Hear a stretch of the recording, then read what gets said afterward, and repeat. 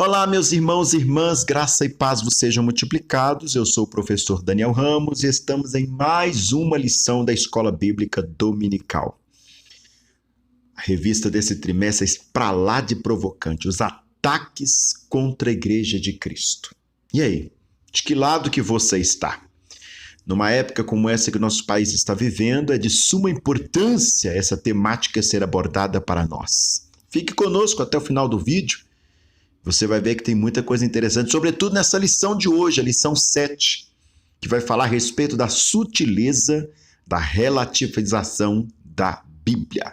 Relativização da Bíblia. Olha que coisa perigosa. O texto áureo, toda escritura divinamente inspirada, é proveitosa para ensinar, redarguir, corrigir, instruir em justiça. Segundo Timóteo, capítulo 3, verso 16.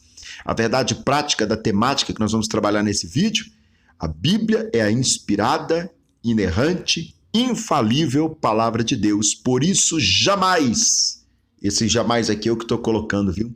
Jamais devemos relativizá-la. O texto bíblico em classe, a leitura bíblica em classe, está dentro de um dos livros que eu mais gosto na Bíblia, porque é muito prático, né? Segundo Timóteo, capítulo 3, verso 14, até o 17. Pouca coisa. Quanto a você, estou lendo na NAA, tá? Quanto a você, permaneça naquilo que aprendeu e em que acredita firmemente, sabendo de que você o aprendeu, sabendo de quem você aprendeu, e que desde a infância você conhece as sagradas letras, que podem torná-lo sábio para a salvação pela fé em Jesus Cristo. Toda a escritura é inspirada por Deus, é útil para o ensino, para a repreensão, para a correção, para a educação na justiça, a fim de que o servo de Deus seja perfeito e perfeitamente habilitado para toda boa obra. Se nós quisermos sermos obreiros aprovados em Deus, a nossa aprovação depende da palavra de Deus. Tenha isso em mente, isso é muito claro aqui nessa prerrogativa. Caro amigo, professor e professora, nessa lição estudaremos o processo da relativização da Bíblia. Que coisa demoníaca, né, irmãos? Por isso, ela se desdobra em 4 tópicos. Primeiro, a Bíblia e o espírito desta época. Segundo, a Bíblia e o politicamente correto. Terceiro, a Bíblia e o outro evangelho. Quarto, a Bíblia sempre atual, palavra de Deus. Basicamente, esse conteúdo mostra o processo de desconstrução, de relativização de certos mestres, ou que certos mestres estão fazendo com a Bíblia. A construção de uma narrativa, a criminalização da opinião que enaltece os valores da Bíblia, a promoção de novas metodologias de interpretação, bem como novas teologias, a partir da Bíblia, e, finalmente, a afirmação cristã da Bíblia como a inerrante palavra de Deus. Nós começamos esse ano, não sei se vocês se lembram, o ano de 2022, falando a respeito da Escritura. E agora o autor vai retomar toda essa pegada. Aqui no nosso canal tem uma série de vídeos, se não me engano, são 13 vídeos para cada lição da Escritura. Foi o primeiro trimestre desse ano, vale a pena você assistir todos os vídeos, numa época que nós estamos com até pastores falando que a Bíblia precisa ser atualizada. Aí você começa a perceber o perigo em que a igreja se encontra. Então eu te convido a mergulhar nessa experiência, né? Isso aqui não é uma questão de ser aluno, é questão de ser discípulo mesmo, participar, fazer menção, compartilhar, se inscrever, enfim, sugerir temas. Não seja só aluno, seja discípulo, participe. Mas que é isso, irmão Daniel? Você quer discípulo? Jesus mandou fazer discípulo, gente. Isso é a ordem de Jesus. Essa é a temática do cristianismo. Vamos começar então, porque eu estou aqui sedento, a boca está cheia de água, querendo saber o que o autor vai trabalhar. E eu imagino que diante dessa temática toda, contra os ataques da igreja que o autor aqui vai trabalhar, eu imagino que essa seja o coração de toda a lição. A lição 7 seja exatamente o centro de tudo o que ele vai trabalhar, ou trabalhou e vai trabalhar, né? Vamos dizer assim. Os 6 vídeos das outras lições já está disponível, você pode conferir quantas vezes quiser, gratuitamente, né? Compartilhar quantas vezes quiser. Ó, para você ver, o tema-chave dessa lição aqui a lição 7, relativização. Tudo é relativo, nunca esteve tanto em voga como nos tempos de hoje. Não é novidade para ninguém que a Bíblia sempre sofreu ataques aos longos dos séculos. Não foram poucas as tentativas de desacreditá-la e até mesmo aboli-la da sociedade. As táticas foram muitas, às vezes seus exemplares foram queimados. Outras vezes a Bíblia foi considerada perigosa, obsoleta e desnecessária. Enfim, em diferentes momentos e épocas, sempre houve algum levante contra a autoridade das Escrituras. Hoje não é diferente. Infelizmente, há quem afirme que a Bíblia precisa ser atualizada. Geralmente, esse posicionamento é tomado quando se trata de questões de natureza social e comportamental. Assim, há quem defenda que a Bíblia precisa ser ressignificada. Em outras palavras, para ele, a palavra de Deus está desatualizada. Olha para você ver que audácia.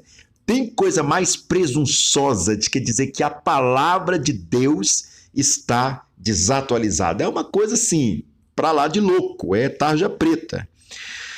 A palavra de Deus, para essas pessoas, está desatualizada em questões sociais e comportamentais e, no mínimo, mal traduzida, mal interpretada e, portanto, mal aplicada. Bom, que há equívocos de tradução, a gente sabe disso.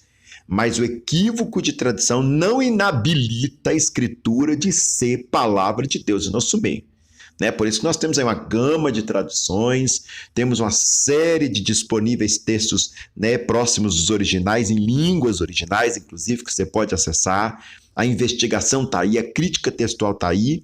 Nada disso é desculpa para você inabilitar a autoridade bíblica. Antes de nós começarmos essa aula, eu queria comentar com vocês uma coisa que está aqui queimando no meu coração. Diz que certo intelectual brasileiro, eu não lembro o nome dele agora, fez uma biblioteca muito bonita.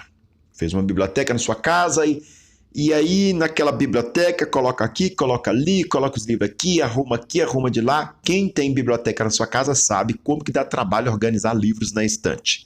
Tem gente que gosta de organizar por letras, gosta de organizar por letras, o alfabeto, alfabeticamente o título, gosta de organizar por cores das capas para ficar, digamos, visualmente polido. Tem gente que gosta de, como é o meu caso, de organizar por temas. Nessa área da estante ficam os livros sobre Bíblia, Antigo Testamento. Aqui é Bíblia, Novo Testamento. Aqui é teologia sistemática. Aqui é teologia católica, aqui é teologia reformada, aqui é teologia pentecostal. Eu gosto de organizar sempre em temas. Enfim, e imagina o trabalho que teve e de repente alguém vira e fala assim, olha, encontrei uma Bíblia. Onde você quer que a gente a coloque? Esse dono dessa biblioteca, eu não vou mencionar o nome aqui, ele falou assim, qualquer lugar. As pessoas achavam que ele mais ou menos estava desfazendo da Bíblia. Só que não. As pessoas olharam para ele assustadas, em qualquer lugar? Como se você não estivesse se importando com a Bíblia? É isso mesmo que você falou? Se não me engane, este intelectual Rui Barbosa. Ele virou assim, não entenda que eu estou desmenosprezando a Bíblia. Menosprezando, não é isso. Não é isso que eu estou dizendo. É que se você colocar a Bíblia embaixo de todos os livros, ela será o alicerce de todo o conhecimento. Se você colocar acima de todos os livros, ela vai ser o topo de todo o conhecimento. E se você colocar no meio dos livros, ela será o centro de todo o conhecimento. Se não me engane, foi Rui Barbosa. Isto é a Bíblia para nós, irmãos. Independente do lugar onde nós estamos, colocando-a, ela ocupa papel em nossas vidas. Se é por baixo, ela é o nosso alicerce. Se é por cima, ela é o nosso limite. E se é no centro, no meio, ela é o acesso principal ao conhecimento. Não existe conhecimento verdadeiro, legítimo, progressivo fora da Escritura. Não existe. Porque, em última instância, tudo é uma questão teológica. E a gente sabe disso. É Deus que dá conhecimento para o homem, que adora falar, mas a ciência foi Deus que revelou. Ciência é Deus que mostra. Não estou espiritualizando tudo, não. Mas só estou dizendo que Deus está no controle de todas as coisas e até o nosso saber, até o progresso do desenvolvimento tecnológico, científico, enfim, que nós estamos tendo, é Deus no controle. É Deus permitindo. Você avança até aqui. Pode esticar mais até aqui. É Deus. Deus está no controle. Se você estudar o livro de Daniel, você vai entender. Deus é o controle da história. Quando você lê a carta de Paulo, quando ele vai falar do amor, ele fala uma coisa muito linda. Havendo ciência, cessará. Havendo línguas, se calará. Havendo profecias, terminará. Porque tudo isso é como se vêssemos em espelho. Tudo isso é em parte. Porque quando vier aquele que é perfeito, tudo isso que a gente viu como espelhos, em parte, será aniquilado. A verdade. Tá entendendo? Essa é a nossa aula. A Bíblia e o espírito dessa era. A palavra-chave aqui desse parágrafo é desconstrução. Não é incomum encontrarmos na literatura ou nas mídias sociais expressões como o era do vazio, pós-verdade, o fim das certezas, cultura líquida e ainda, o que por exemplo, a esquerda mais gosta, desconstrução. São formas diferentes para nomear o mesmo fenômeno cultural que impera na sociedade contemporânea, também denominado de pós-modernidade. É a época onde nós estamos. Em palavras mais simples, esse novo modelo ou paradigma cultural se contrapõe ao cristianismo, procurando desconstruir não apenas sua herança cultural, mas, sobretudo, seu conjunto de valores éticos, morais e espirituais. Romanos 12, 2. Enfim, é uma nova forma de pensar e agir diferente daquela que estávamos habituados a enxergar. A consequência disso tudo é a relativização da Escritura. Isaías 5:20. E o relativismo, o que é? Vamos mexer um pouquinho nisso. Dentro dessa nova configuração cultural, relativismo é inevitável. Não há valores perenes ou absolutos, tudo é relativo. Traduzindo, tudo pode ser questionado. Deixa eu brincar aqui uma coisa, menos o STF, né, gente? O STF não pode ser questionado. Até a Bíblia, até Deus pode ser questionado. O STF não, eles estão acima do bem e do mal. Mas deixa pra lá, isso foi só uma coisinha aqui no meio. Na verdade, há muito que o relativismo ético-moral vem se insurgindo na sociedade de forma sorrateira, inclusive na igreja. Não há mais parâmetro por meio do qual se possa dizer o que é certo ou errado, tudo é relativo. Isso significa dizer que qualquer julgamento depende do ponto de vista de quem julga ou analisa. Por essa perspectiva, a Bíblia apresenta apenas mais um ponto de vista dentre os outros tanto de pontos. Hebreus 13, verso 8. A sinopse desse curto tópico primeiro: o espírito desta era contribui para a desconstrução e relativização da Bíblia. Mas alguém pode desconstruir aquilo que é eterno? A pergunta que não quer calar. Vamos ver como que é o auxílio teológico aqui que o autor nos coloca. É um parágrafo no meio da lição, como eu digo para vocês, não vem na lição de aluno, só de professor, então faço questão de fazer a leitura e, se possível, breve comentário. Apego à Bíblia como antídoto. Em 2003, um projeto Genoma Humano identificou pela primeira vez aproximadamente 20 a 25 mil genes do DNA humano. Do ponto de vista biológico, os genes determinam as características particulares de cada organismo. Deus é um grande engenheiro pelo fato de ter nos criado de tal modo. Pelos genes, determina como vamos evoluir ou, em alguns casos, decair conforme o andamento da nossa vida.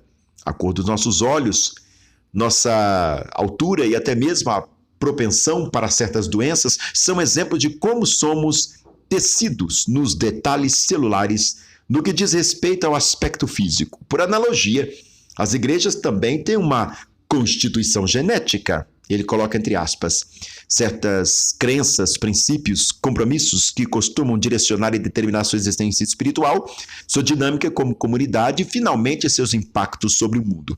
A questão de que a igreja tenha a escritura na medula óssea pode parecer irracional, mas nem sempre é o caso. na América do Norte. Temos vivido uma espécie de doença genérica na igreja. Genérica não, perdão, genética. A palavra é diferente. Doença genética na igreja manifestada por uma preocupante expansão rápida de um analfabetismo bíblico. Eu já falei isso aqui no canal, falei isso no vídeo a respeito da revolução na escola bíblica dominical e o autor agora está tocando nisso. Né? Um recorte que ele faz do livro George Guthrie, imagino que seja assim que pronuncia o nome do autor, Lendo a Bíblia para a Vida, seu guia para entender e viver a vontade de Deus, ou Viver a Palavra de Deus, publicado pela CPAD em 2014. Analfabetismo bíblico. A igreja evangélica está enxugada, embebedecida de muita teologia, de muito curso teológico, e a maioria desses cursos com, digamos, baixíssimo crivo de qualidade, bem chulo mesmo, cursinhos de porta de igreja, de fundo de igreja e por aí vai. Né? Com raríssimas exceções, evidentemente. A grande maioria, cursos bem chulos, que o aluno sai do curso, entra no curso sem saber nada e termina o curso sem saber coisa nenhuma, e tem certificado dizendo que é teólogo.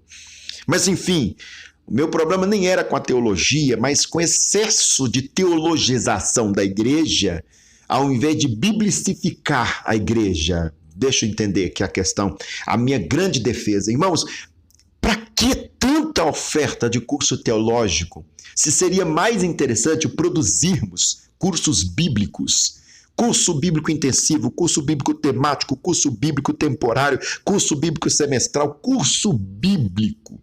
Precisamos estudar a Bíblia. E eu estou falando de estudar a Bíblia do ponto de vista do estudo sistemático da Escritura. Pegar livro por livro ali, ó, capítulo por capítulo, versículo por versículo, e verificar a exposição da palavra de Deus. A Bíblia e o politicamente correto. Vamos ver o que o autor fala aqui. Né? Destruídos os fundamentos que poderá fazer justo. É um recorte que ele faz de Salmo 11, verso 3, também na Nova Almeida Atualizada. O autor aqui parece que gosta bastante, né? Dessa tradução Nova Almeida Atualizada. Aí a gente começa a sintonizar um pouquinho, porque eu também gosto muito, eu estou amando reler a Bíblia inteira, fazer minhas anotações na Nova Almeida Atualizada, mostrar para vocês aqui, ó, a minha carta, segunda carta de Timóteo, para você ver como é que tá bonitinho, toda anotada, pincelada, grifado, com coisinhas que eu gosto. Essas Bíblia para anotar, né? Isso aqui tá... Daqui a pouco a gente vai abandonar isso, né? Porque vem aí tablet facilita ainda mais para você anotar, rabiscar, e aí não tem limite mesmo. O papel aqui já botou um bom gosto nas coisas. Eu gosto de papel, evidentemente, eu sou ainda dessa geração, mas é verdade que o tablet vem aí e vai acabar com esse negócio de papel, ou pelo menos diminuir significativamente, se é que já não está fazendo. Voltando aqui para o contexto, essa pergunta do salmista, destruindo os fundamentos que poderá fazer o justo, né? Ou seja, se a gente arruinar os fundamentos, o que o justo vai fazer? Os fundamentos estão sendo derrubados, destruídos. É preciso observar que isso não é um fenômeno aleatório e impensado, não. Esse não aqui tinha que estar com exclamação, né? Trata-se de uma narrativa ardilosamente construída com o fim de desconstruir os valores cristãos e substituí-los por outro. É aí que se cria uma narrativa ou história para que se chegue a esse fim. Surge o discurso do politicamente correto. Dentro desse modelo criou-se uma nova moralidade, uma nova ética e, portanto, uma nova forma de dizer o que é certo e o que é errado. Por esse novo modelo está correto se fazer aborto e proibir a leitura da Bíblia. Desculpa a expressão chula que eu vou usar aqui agora, é a clássica cena do poste fazendo xixi no cachorro. O que é certo virou errado e o que é errado virou certo. Aí ele retoma aqui, por esse novo modelo está correto se fazer aborto e proibir a leitura da Bíblia em espaços públicos. Dentro dessa narrativa do politicamente correto, não há espaço para a Bíblia. E ele faz uma referência, segundo Timóteo, capítulo 3, verso 12 ao 14, que é o texto que nós lemos no início, né? Ela é apta para tudo. Não tem limite para se colocar a Bíblia, né? Pensar diferente dessa nova criatura. O que está acontecendo tudo isso aqui, irmãos, nada mais é do que aquele movimento que vai surgir ali em meados da virada do milênio, 2000 e alguma coisa, e vem bem silenciosamente, sorrateiramente, ou como eu posso usar a palavra do próprio autor aqui, sutilmente adentrando as esferas da sociedade e da igreja, abre e fecha aspas, né, chamado New Age, a nova era, né, é o novo, né, o novo a partir de uma reconstrução feita em cima de uma desconstrução. Meu Jesus amado, que imbróglio, como diz um pastor amigo meu, é complicado, né? Na verdade, pensar diferente dessa nova narrativa que foi criada é estar sujeito à censura. Na verdade, toda forma de pensar diferente dessa narrativa é até criminalizada. Há, portanto, uma ditadura da opinião. Numa época onde se fala tanto de democracia, né? Democrático, democratizar, cuidado e não atacar a democracia, o diferente está sendo criminalizado, né? A opinião contrária está sendo colocada como errada, como ataque à democracia. Mas democracia não é exatamente aquilo que é diferente, proposto para o mesmo denominador comum, né? Como é que pode ter democracia a partir do momento que só um grupo fala, só uma perspectiva é posta? Quem pensa diferente deve ser execrado e até mesmo punido. É a ditadura do politicamente correto. Não há espaço para cristãos conservadores. Aqui ele dá aquela pincelada na questão política, que é o contexto que nós vamos estar inseridos daqui a pouco, né? Nas nossas decisões que vem aí. O cristianismo, que no Ocidente é uma cultura majoritária, está sendo banido para a periferia, tornando-se numa contracultura. Mateus 10, 22. No mundo todo temos sites cristãos conservadores sendo censurados e até banidos. A sinopse do segundo tópico, há uma formação de narrativa a respeito da Bíblia para criminalizar a opinião ancorada nos antigos postulados da fé cristã. Terceiro tópico, a Bíblia e o outro evangelho. Irmãos, isso aqui a gente nem vai fazer muito comentário não, porque o tema já está claro por si mesmo, vamos dizer assim, né? Não vale o desgaste, não. A Bíblia e o outro evangelho. Aí ele vai trabalhar a questão de uma nova metodologia. Dentro da cultura pós-moderna do politicamente correto, surge a necessidade de ressignificar a Bíblia.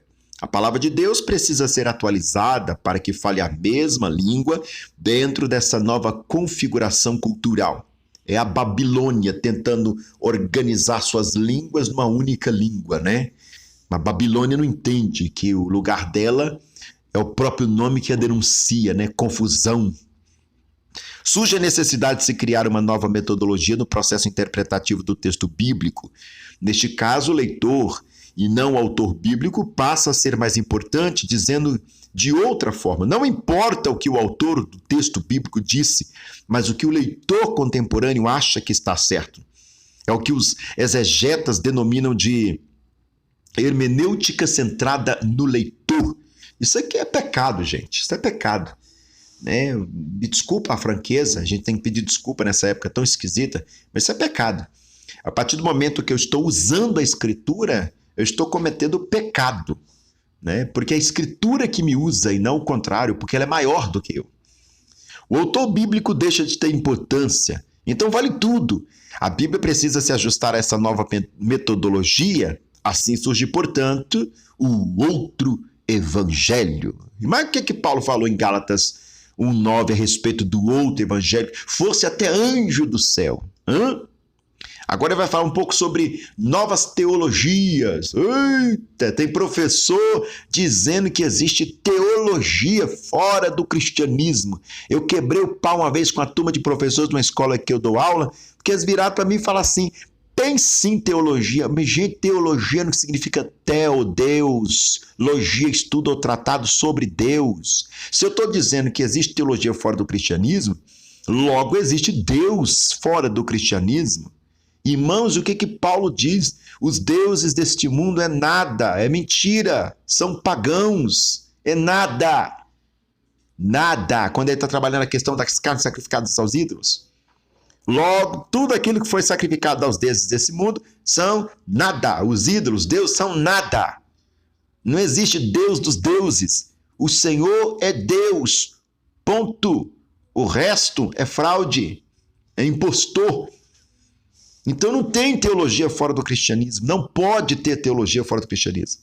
Pode ter discurso religioso. Teologia, não. Aliás, teologia é uma palavra cristã. Ponto.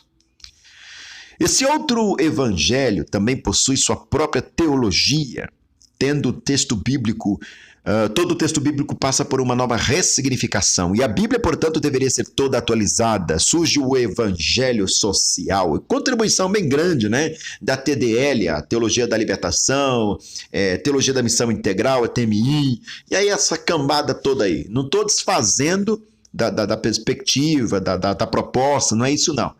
Eu estou desfazendo de colocar essas coisas como bandeira do evangelho. O Cristo é a bandeira do evangelho, ponto. Entendeu? Aliás, eu adoro usar ponto. Ponto, encerra o assunto. Dentro do contexto evangélico, o velho marxismo, que é a fundamentação da teologia da missão integral, teologia da libertação, essa turma toda aí, ó. Tudo aí é marxismo, né? É palavra de Deus lambendo Karl Marx, né? É a palavra de Deus com as lambidas, né? Igual o cachorro que chega ali, ó, só na lambida.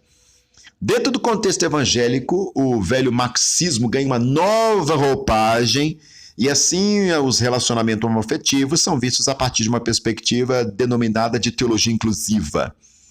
E dentro dessa nova perspectiva se faz a apologia do evangelho social, ecumênico e homoafetivo.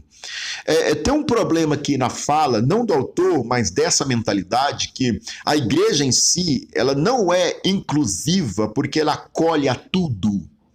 A igreja do Senhor é inclusiva porque ela acolhe a todos. É diferente de acolher tudo. O pecado é uma ação. O todos são pessoas. O evangelho acolhe a todos. Todo mais vil pecador, todos pode se achegar debaixo do chuveiro da graça de Deus. Todos. Todos quantos quiser, deu-lhes o poder de serem chamados filhos de Deus. É diferente de tudo. O problema desta teologia chamada inclusiva aqui, que na verdade devia ser uma teologia adúltera, prostituída, né? É que ela não está preocupada com acolher todos. Ela está preocupada em acolher tudo. E aí mora um problema seríssimo. Qualquer pensamento que distorce desse é considerado fascista, homofóbico, discurso de ódio. Isso explica a censura pública que muitos cristãos estão sofrendo. A sinopse do tópico terceiro, o outro evangelho promove novas metodologias de leitura da Bíblia e, consequentemente, novas teologias e modismos. Vamos para o tópico 4. Aliás, tópico 4. Deixa eu apressar aqui porque o meu tempo está correndo. A Bíblia, sempre a atual palavra de Deus. A igreja reformada, a palavra não, tá? A igreja é reformada. Igreja reformada sempre reforma. Ecclesia reformata sempre reformanda. Para o cristão, a Bíblia é um texto antigo com uma mensagem atual. Ela foi e sempre será. Não, ela foi, e sempre será relevante. A razão disso é que a Bíblia é a revelação de Deus à humanidade. Segundo Pedro, capítulo 1, versos 16 a 21. Deus se revelou através das páginas da Bíblia. Segundo Pedro, capítulo 3, versos 16 e 17. Qualquer tentativa de ressignificar ou até mesmo atualizar a Bíblia, fazendo com que ela se ajuste a essa cultura contemporânea, deve ser rejeitada e vista como heresia. A Bíblia não pode nunca ser ajustada à mentalidade de uma cultura caída, depravada e, consequentemente, afastada de Deus. Isaías 59, 1, 4. O porte não pode fazer xixi no cachorro, gente. Não pode, não tem como. Os pregadores que levantaram essa bandeira apóstata, na verdade, devem ser vistos como falsos profetas. Não devem ser vistos como falsos profetas. Discordo do autor. Eles são desmascaradamente falsos profetas. As verdades parecem anjos de luz. Anjo aqui significa mensageiro, viu, gente? Sabia? A palavra anjo quer dizer mensageiro, é por isso que Paulo fala, nem se for um anjo de luz. Estou trazendo a mensagem de luz. Mas na verdade prega o ensino de demônios. 1 Timóteo 4:1. O fim é afastar a humanidade da cruz e de Cristo. Já não precisa mais cantar eu venho como estou. A gente vai passar a cantar eu permanecerei como estou. A Bíblia é inspirada por Deus, ela é a revelação de Deus, isso significa que ela tem origem em Deus, e por ele foi inspirado. Paulo, apóstolo, diz que toda a escritura é inspirada por Deus, segundo Timóteo 3,16. Nenhum livro, por mais espetacular que seja, pode se colocar em pé de igualdade com a Bíblia. Nem livro, nem costume, nem tradição, nem instituição, nem nada. A Bíblia é a palavra de Deus, está sobre tudo e sobre todos. Aqui o acorde é meu, né? A razão de que a Bíblia possui inspiração divina e outras literaturas, não. Alguém pode receber de Deus alguma iluminação para dizer ou descrever algo, mas ninguém pode dizer que foi inspirado por Deus da mesma forma que os escritores bíblicos foram. Isso é o que faz a Bíblia ser diferente como obra literária. É um livro com uma mensagem especial e atual, porque espelha a mente de Deus para nós. A sinopse do belíssimo tópico 4, vou falar para vocês, de toda a lição, de toda a revista aqui, do terceiro trimestre de 2022, essa lição 7 é o que está me dando mais prazer em fazer. Estou falando sério com vocês. Toda verdade. Você sabe quando eu falo mal, eu falo mal. Tá bonito isso aqui, viu? Tá bonito. Essa lição nada mais é do que uma síntese de todo o primeiro trimestre que nós estudamos aqui em 2022. Se eu lembrar, eu vou colocar o link aqui para vocês. Sinopse 4.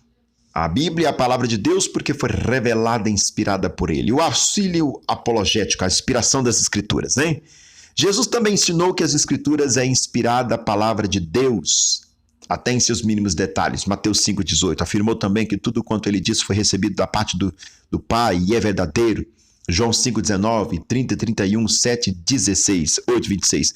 Ele falou da revelação divina e ainda futura, verdade revelada no Novo Testamento, da parte do Espírito Santo através dos apóstolos. João 16, 13, 14, versos 16 e 17, o 15, versos 26 e 27. Negar a inspiração plenária da Escritura. Olha isso, irmãos. Portanto, é desprezar o testemunho fundamental de Jesus Cristo. E ele faz uma série de referências. E dos apóstolos. Além disso, limitar ou descartar a sua inerrância é depreciar a sua autoridade. Na sua ação de inspirar os escritores pelo Espírito de Deus, sem violar a personalidade deles, não confunda inspiração com possessão. A possessão viola a personalidade da pessoa que está sendo possessa. A inspiração, não. Eu estou inspirado, consciente de quem está me inspirando. Eu dou aula inspirado, eu profetizo inspirado, eu prego inspirado, eu falo em línguas inspirado. Tudo consciente. Não viola a minha personalidade. Agiu neles de tal maneira que escreveram sem erro. 1 Coríntios capítulo 2, 12 e 13. 2 Pedro 1, 20, 21. É um comentário da Bíblia de Estudo Pentecostal, Rio de Janeiro, CPAD 1995, que é o texto Almeida, revista corrigido. Será que eles vão fazer uma Pentecostal nova Almeida atualizada, gente? Podia, né? Eu amo a Pentecostal, os comentários lá é uma delícia, eu gosto demais. E o tamanho médio é o tamanho preferido de Bíblia. Concluímos. Pô, gente, precisa comentar alguma coisa? Pode colocar aqui embaixo. Bom, Daniel, você tinha que ter comentado isso e isso. Pode colocar, não tem problema, não vou ficar chateadinho, não. Pode colocar. Aqui não tem beicinho, não. Somos de fato democráticos, no sentido expresso da palavra. Pode falar até coisa contra mim, tá? Eu vou ficar chateadinho. Juro. Brincadeira, vou não. Tô pouco me lixando. Tenha liberdade para falar, meu filho, o que você quiser. A gente não vive assim, não. Ninguém aqui é afetado, não. Conclusão. Vimos, portanto, nessa lição que há toda uma narrativa com o propósito de desacreditar a Bíblia. E para os defensores desse novo modelo cultural, a Bíblia não passaria de um livro obsoleto, produto de uma época que, portanto, precisa ser atualizada. Em outras palavras, a Bíblia não seria mais relevante para essa geração.